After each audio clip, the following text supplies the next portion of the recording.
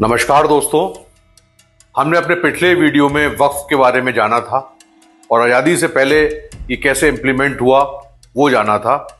और अब इस वीडियो में हम ये जानेंगे कि आज़ादी के बाद 2014 तक इसमें क्या क्या इम्प्लीमेंटेशन आए, इससे क्या क्या इसके फायदे हुए और इसका क्या क्या विरोध हुआ। 1950 में इवैक्यूई प्रॉपर्टी एक्ट आया, जो ये संपत्तियां थी जो लोग पाकिस्तान चले गए थे उन संपत्तियों को सरकारी संपत्ति घोषित कर दिया गया।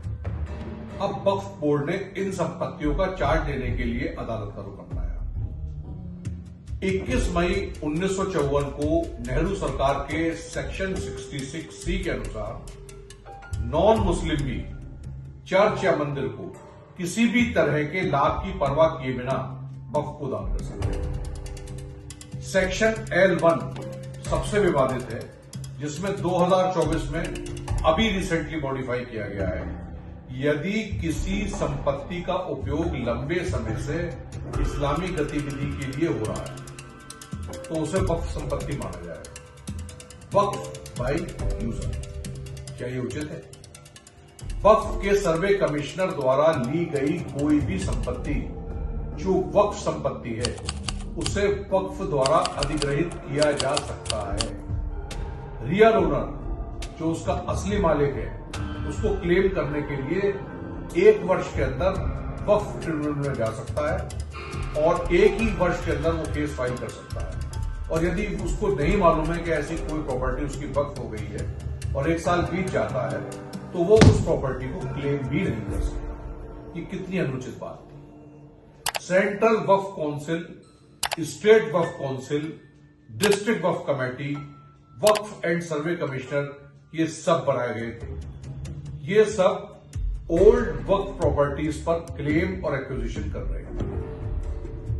ना जानकार लोगों की संपत्तियां अधिग्रहित एक्वायर होती चली गई और हजारों मामले कोर्टों में लंबित पड़े थे। माइनॉरिटी मिनिस्ट्री वक्फ बोर्ड को गरीब मुसलमानों की वेलफेयर के लिए फंड भी दे रही थी।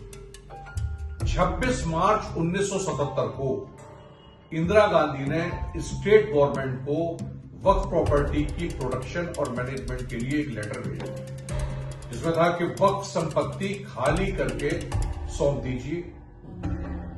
जहां खाली करना संभव ना हो तो वहां वक्फ से टेम्पररी लीज पर ले लीजिए और अगर वो भी संभव नहीं है तो आप फेयर मार्केट वैल्यू पर उनको दूसरी लैंड अलॉट कर सकते हैं। इसको लागू करने के लिए town planning act, land ceiling act, land acquisition act, income tax act, सब में चेंजेस करेंगे। कितनी अजीब बात। शहरी वक्फ संपत्तियों के डेवलपमेंट के लिए भी अर्बन स्कीम्स लाई गई। अब 1 अप्रैल 1989 को CM UP Shri ND Tiwari ji ने आदेश दिया कि यूपी की सभी बंजर भूमि का उपयोग कब्रिस्तान और मस्जिद के रूप में किया जा सकता है। यहां फिर डिस्प्यूट पैदा हुआ। वक्फ ने बहुत सारी संपत्तियों पर दावा करना शुरू कर दिया। इससे विवाद पैदा हुआ और संपत्ति की कीमतें गिर गई। लैंड माफिया, पॉलिटिशियंस ने इसका फायदा उठाया।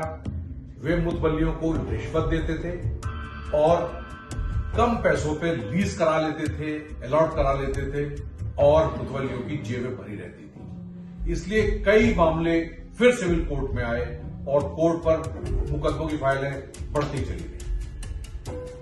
1993 में जब ये राम मंदिर का मूवमेंट हुआ था तो मुस्लिम बोर्ड्स को खुश करने के लिए 1995 में पीएम नरसिम्हा राव ने वक्फ कोर्ट के ट्रिब्यूनल में एक फास्ट ट्रैक कोर्ट बना दी, जिसके फैसले के खिलाफ कोई अपील नहीं करी जा सकती, क्योंकि जो वो ट्रिब्यूनल फैसला करेगा वो ही मान्य होगा। जिस व्यक्ति की भूमि वक्फ द्वारा अधिग्रहित कर ली गई हो, एक्वायर कर ली गई हो, संपत्ति के मालिक को अपना lawful ownership, burden of proof present करना होगा कि मैं इस संपत्ति का मालिक हूं। लोगों ने बहुत विरोध किया।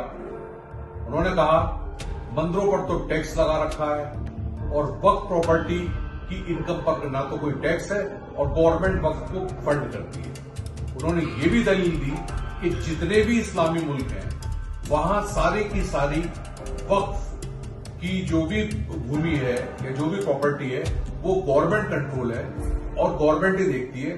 खाली दुनिया में हिंदुस्तान ही ऐसा देश है जहां वक्फ कंट्रोल अलग से चलता है।